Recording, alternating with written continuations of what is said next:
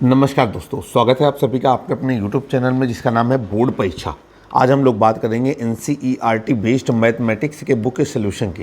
Writer का नाम है डॉक्टर मनोहर रे और एक्सरसाइज हमारे सामने है exercise 13B। Exercise 13B question number आ गया है 3। एक्सरसाइज 13B क्वेश्चन नंबर है हमारा 3। जो अध्याय है उसका नाम है आपका पृष्ठीय क्षेत्रफल एवं आयतन। यहाँ पर हमने नोट किया पृष्ठीय क्षेत्रफल एवं आयतन, पृष्ठीय क्षेत्रफल एवं आयतन। आइए अब सवाल को हल करते हैं। चलिए क्या करना है, सवाल को पढ़ेंगे। एक कलमदान मतलब कलम रखने वाला स्टैंड घनाभ के आकार की लकड़ी का बना हुआ है। इसमें कलम रखने के लिए 4 शंक्वाकार गड्ढे बने हुए हैं। घनाभ की विमाएँ 15 सेंटीमीटर गुणे 10 सेंटीमीटर गुणे 3.5 सेंटीमीटर है। प्रत्येक गड्ढे की त्रिज्या 0.5 सेंटीमीटर है, गहराई 1.5 सेंटीमीटर है। पूरे कलमदान में लकड़ी का आयतन ज्ञात कीजिए। सवाल बहुत अच्छा है। हम लोगों को घनाभ का आयतन निकालना है और घनाभ के आयतन में जो 4 शंक्वाकार गड्ढे बने हुए हैं इनके आयतन को घटा देना है। तो यहाँ पर लिखेंगे घनाभाकार कलमदान की लंबाई, घनाभाकार कलमदान में लंबाई बराबर, ये हो गया 15 सेंटीमीटर चौड़ाई, ये हो गई हमारी 10 सेंटीमीटर और गहराई यहाँ पर आ गई आपकी 3.5 सेंटीमीटर। और लिखेंगे शंक्वाकार गड्ढे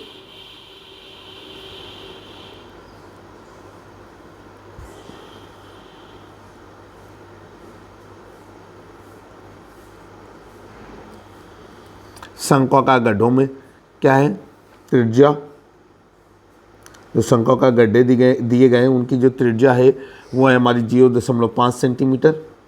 इसके बाद जो गहराई है वो है आपकी 1.4 सेंटीमीटर। और लिखेंगे गड्ढों की संख्या कितनी है, गड्ढों की संख्या है हमारी 4।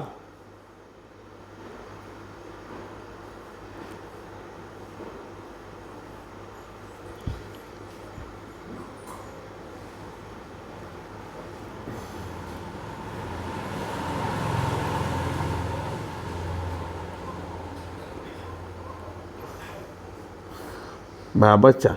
हम यहाँ पर लिखेंगे कि शेष कलमदान का आयतन,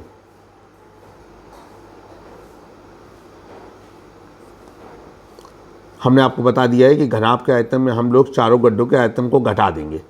अब यहाँ पर लिखेंगे घनाभाकार आकृति का आयतन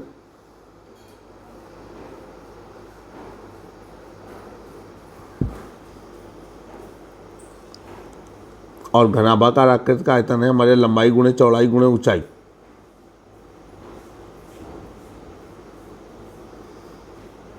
ये गया हमारा 15 गुणे 10 गुणे 3.5,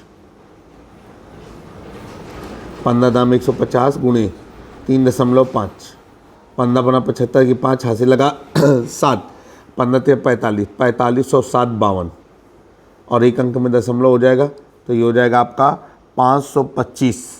नीचे हमने लिखा 525 और घन सेंटीमीटर। ये हो गया घनाभाकार लकड़ी का आयतन जिससे पेन स्टैंड बना है, लेकिन अभी इसमें गड्ढे नहीं हुए। अब यहाँ पर हो जाएगा शंक्वाकार गड्ढे का आयतन। तो यहाँ पर लिखेंगे एक फार्मूला हमेशा चुकी करके लगाएंगे, एक शंक्वाकार गड्ढे का आयतन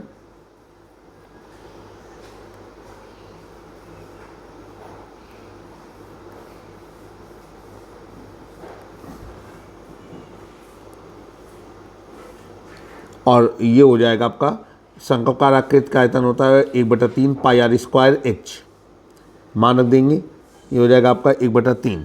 पाई का मान हो जाएगा आपका 22/7 r²। तो r का मान इन्होंने दिया है 0.5, तो 0.5 गुणे 0.5 और h का मान दिया गया है 1.4। ये हो गया आपका 7 से कटेगा 7 दूनी 14, तो ये हो गया 0.2। अब 22 पंचे 110, तो ये हो गया आपका 11 गुणे, ठीक है, 11 गुणे 0.5 गुणे 0.2, ठीक। फिर से देखेंगे, ये हो गया आपका 22 पंचे 110, 11 गुणे 0.5 गुणे 0.2 बटे 3। अब यहाँ पर अब गया आपका 11 दूनी 22, तो ये हो जाएगा 2.2 गुणे 0.5 बटा 3। अब 22 पंचे 110, कितने अंक में दशमलव लगा? 2, तो ये हो गया 1.10, ठीक है, 1.10 बटे 3। अब और इकाई क्या लगा दिया? घन सेंटीमीटर। यहाँ पर लिखेंगे, इसलिए 4 शंक्वाकार गड्ढों का आयतन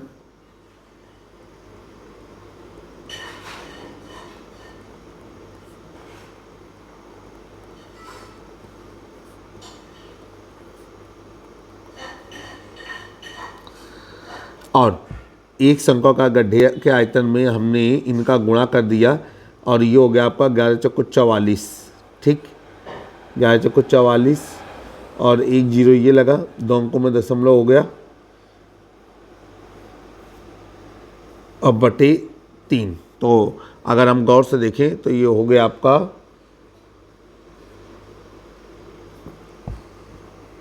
ऐसे, और हम इसे लिख सकते हैं 44 बटे 30, ठीक, और इकाई हो गया घन सेंटीमीटर। ये 4 शंक्वाकार गड्ढों का आयतन हो गया। अब यहाँ पर लिखेंगे कि निर्मित कलमदान का आयतन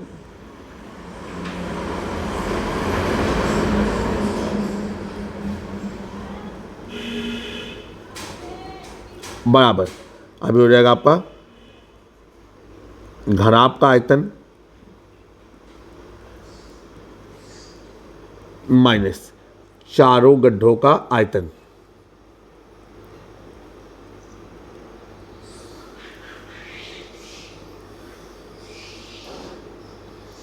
और घनाभ का जो आयतन है वो है हमारा 525। 525 में हम घटा देंगे 44 बटे 30।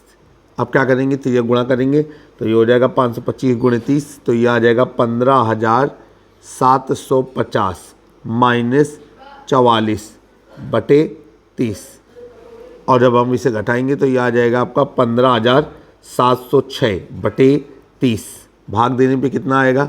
ये आ जाएगा 523.53, और इकाई हो गया घन सेंटीमीटर। तो आपका ये आ गया कि जो हमारा कलमदान है उसका जो आयतन है वो 523.53 घन सेंटीमीटर है। क्वेश्चन नंबर 4 आपके सामने आपकी स्क्रीन पर। सवाल क्या कह रहा है, जरा समझेंगे। कह रहे हैं कि एक ठोस में ऊंचाई 120 सेंटीमीटर है और त्रिज्या 60 सेंटीमीटर है। कह रहे हैं कि इसमें एक शंकु सम्मिलित है जो 60 सेंटीमीटर त्रिज्या वाले एक अर्धगोले पर अध्यारोपित है। आगे कह रहे हैं कि इस ठोस को पानी से भरे एक लंबवृत्तीय बेलन में इस प्रकार सीधा डाल दिया जाता है कि यह बेलन की तली को स्पर्श करे। यदि बेलन की त्रिज्या, ठीक है, यदि बेलन की त्रिज्या 7 सेंटीमीटर है और ऊंचाई 180 सेंटीमीटर है, तो कह रहे हैं आपसे कि आप ये बताइए कि बेलन में शेष बचे पानी का आयतन क्या होगा। सवाल बहुत अच्छा है, आइए सवाल को हल करते हैं। तो किस तरीके से क्या करना है, सबसे पहले नोट करेंगे कि ठोस की कुल ऊंचाई, और वो दी गई है 120 सेंटीमीटर, ठीक, और ये जो ठोस है वो अर्धगोले के ऊपर शंकु रख करके तैयार किया गया है। तो यहाँ पर लिखेंगे कि ठोस की कुल ऊंचाई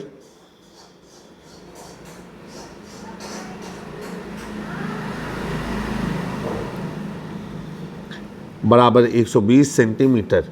अब यहाँ पर लिखेंगे ठोस की त्रिज्या, और जो ठोस की त्रिज्या है वो हो गई हमारी 60 सेंटीमीटर, ठीक है, और ठोस कैसा है कि अर्धगोले के ऊपर शंकु रखा गया है, ठीक।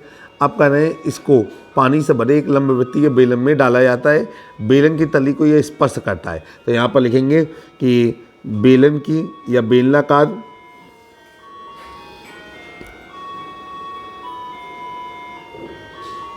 पात्र की त्रिज्या,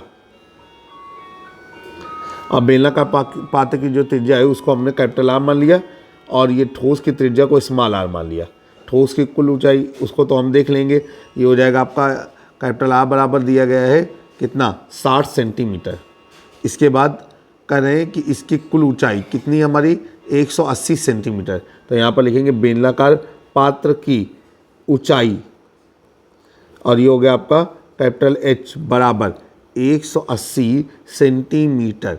करें बेलन में शेष बचे पानी का आयतन ज्ञात कीजिए। तो यहाँ पर लिखेंगे कि बेलनाकार पात्र में ठोस डालने पर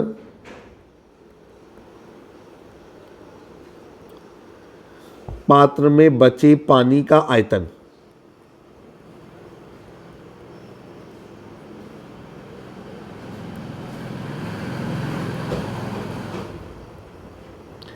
बराबर क्वेश्चन मार्क।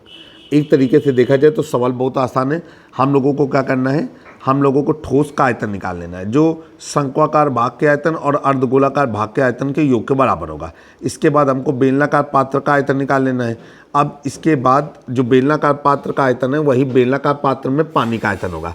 अब हमें करना क्या है कि हमको ठोस को डालने के पश्चात बेलनाकार पात्र में बचे पानी का जो आयतन है वो हम क्या करेंगे कि ठोस के आयतन में हम, ठीक है, ठोस के वो बेलन के आयतन में या बेलन में पानी के आयतन में हम ठोस के आयतन को घटा देंगे। इस तरीके से आप आसानी से कर पाएंगे और इस सवाल के लिए चित्र बनाना भी ज़रूरी नहीं है। आइए कुछ हल करते हैं और समझने की कोशिश करते हैं। चलिए सवाल को अब आगे हल करते हैं। यहाँ पर हमको क्या करना है कि सबसे पहले हम शंक्वाकार भाग का जो है वो आयतन निकालते हैं। तो यहाँ पर जो ठोस की कुल ऊंचाई दी गई है 120 सेंटीमीटर, त्रिज्या दी गई है 60 सेंटीमीटर, बेलनाकार पात्र की त्रिज्या दी गई है 60 सेंटीमीटर, ऊंचाई दी गई है 180 सेंटीमीटर, ठीक है, और जो अर्धगोले की त्रिज्या है वो भी हमको दी गई है 60 सेंटीमीटर। तो उसे भी नोट कर लेंगे। तो यहाँ पर कहीं पर भी डाल दिया कि अर्धगोले की त्रिज्या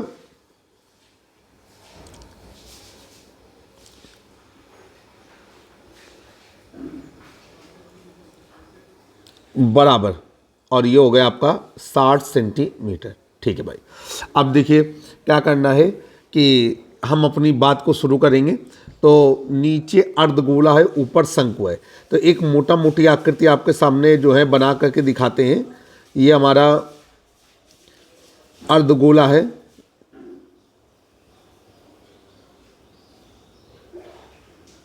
और इसके ऊपर जो है वो शंक्वाकार आकृति रखी गई है इस तरीके से, ठीक है।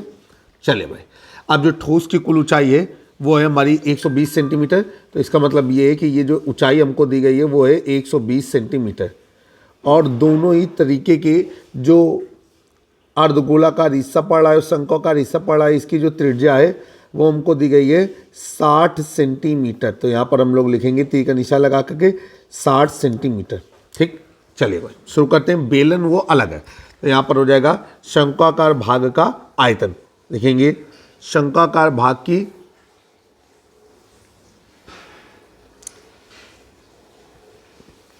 चूंकि शंक्वाकार भाग की त्रिज्या भाग का आयतन और शंक्वाकार भाग का आयतन हो जाएगा आपका 1/3 पाई आर स्क्वायर एच, सारे मान रख देंगे। ये हो जाएगा आपका 1/3, पाई का मान है हमारा 22/7, आर का मान है हमारा 60 × 60 और एच का मान है हमारा 120, ठीक। देखिए थोड़ी सी गड़बड़ी हमारी तरफ से हो रही है। ये जो हमको ठोस की कुल ऊंचाई हमने लिखी है वो गलत लिख दी है। वहाँ पर हमको लिखना चाहिए कि ठोस में, सवाल को जब दोबारा पढ़ा तब हमें समझ में आया। यहाँ पर हम लोग लिखेंगे ठोस में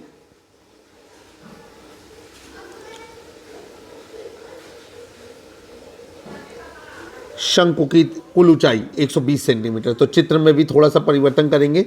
ये जो हमने ऊंचाई 120 से दिखाई है, उस ऊंचाई को हम यहाँ तक दिखाएंगे, ठीक है। अब ये हो गया आपका इस तरीके से। अब जब ये हल होगा तो कितना आएगा, पूरा हल करने के बाद, ठीक, यहाँ पर आएगा। आप इसका कैलकुलेशन करना चाहें तो कैलकुलेशन कर लें, रुकिएगा, अब कॉपी पे हम कैलकुलेशन करके आपके साथ जोड़ते हैं।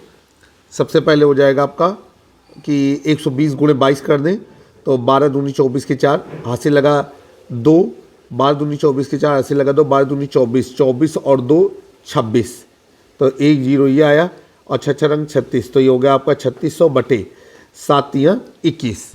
अब ये आ गया हमारा जाकर के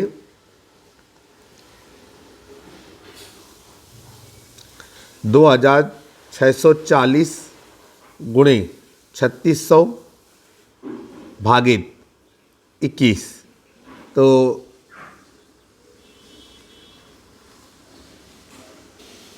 यहाँ पर आ गया हमारा 4,52,571.43 और इकाई क्या लग गई, घन सेंटीमीटर। ये हो गया समकाकार भाग का आयतन। अब हम लोग चलेंगे नीचे, लिखेंगे अर्धगोलाकार भाग का आयतन।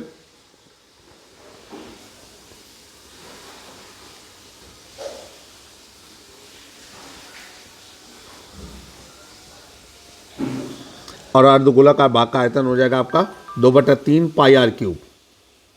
ये हो गया आपका 2/3, पाई का मान हो गया आपका 22/7, और आर का मान यहाँ पर रहेगा आपका 60, तो ये हो जाएगा आपका 60 गुणे 60 गुणे 60। अब देखेंगे कितना आ रहा है, यहाँ पर हो जाएगा 22 दूनी 44, 6 6 रंग 36, 36 छक्का 216 और 3 0 लग गए, और 7 तियाँ 21। अब यहाँ पर आ गया 44 गुणे भागित 21, ये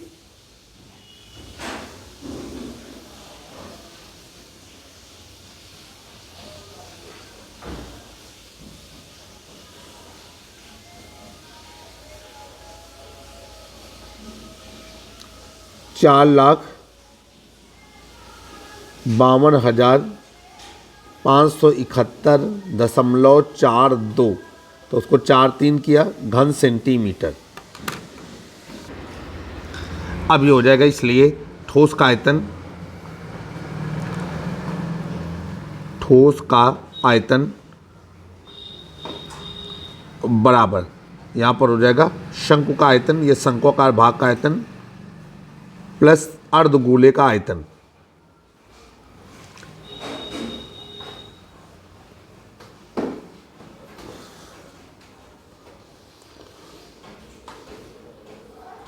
चलेंगे भाई, ये जो शंकु का आयतन है और अर्धगोले का आयतन है, ये सौभाग्य से दोनों एक ही हैं, तो इन दोनों को सेम टू सेम तरीके से जोड़ देंगे, तो ये आ जाएगा आपका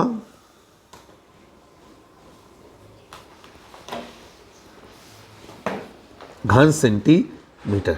अब यहाँ पर लिखेंगे हम बेलनाकार पात्र में पानी का आयतन, ठीक है। और बेलनाकार पात्र की जो है हमको सारी डिटेल आपको दी गई है, तो यहाँ पर लिखेंगे बेलनाकार पात्र में पानी का आयतन।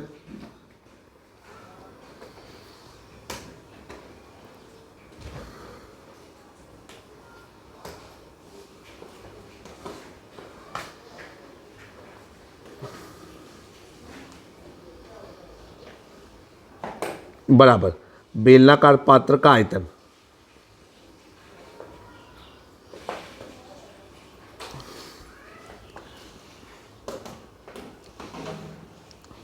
और वो हो जाएगा आपका कितना, पाई आर स्क्वायर एच। पाई का मान हो जाएगा आपका 22/7। इसके बाद जो आर का मान है वो रहेगा हमारा 60 गुणे 60, और जो एच का मान है वो रहेगा 180। अब हम इनका आपस में गुणा कर देंगे, तो ये हो जाएगा 22 गुणे 3600 गुणे 180/7। अब जब हम इनका गुणा भाग करेंगे तो कितना आएगा, ये आ जाएगा आपका, काफ़ी समय लगा दशमलव मान निकालने में, लेकिन फिर भी निकाल लिया। और इकाई क्या लग जाएगी? घन सेंटीमीटर। अब यहाँ पर लिखेंगे कि आटा ठोस को बेलनाकार पात्र से भरे पानी में डालने पर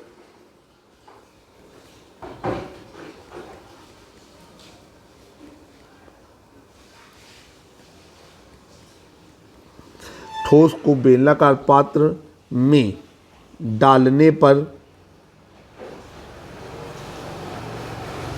पात्र में शेष बचे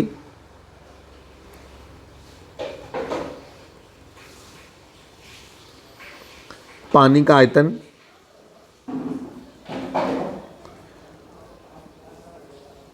बराबर, अभी हो जाएगा पात्र में पानी का आयतन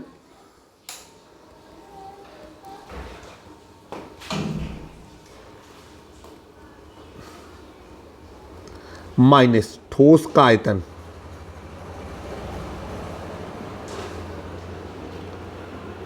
पात्र में पानी का आयतन जो आप निकाल चुके हैं, और हम इसमें ठोस के आयतन को घटा देते हैं। घटाने पे आपका मिल रहा है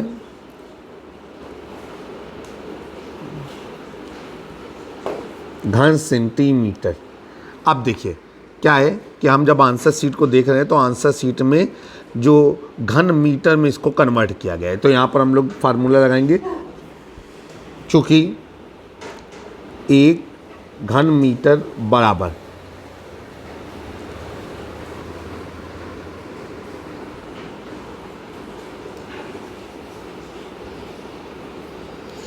इकाई, दहाई, सैकड़ा, हज़ार, 10,000, लाख, 10 लाख, 10 लाख घन सेंटीमीटर। ठीक है। अब अगर हम इसको कन्वर्ट करना चाहें तो हमको 10 लाख का भाग देना होगा इसमें, बटे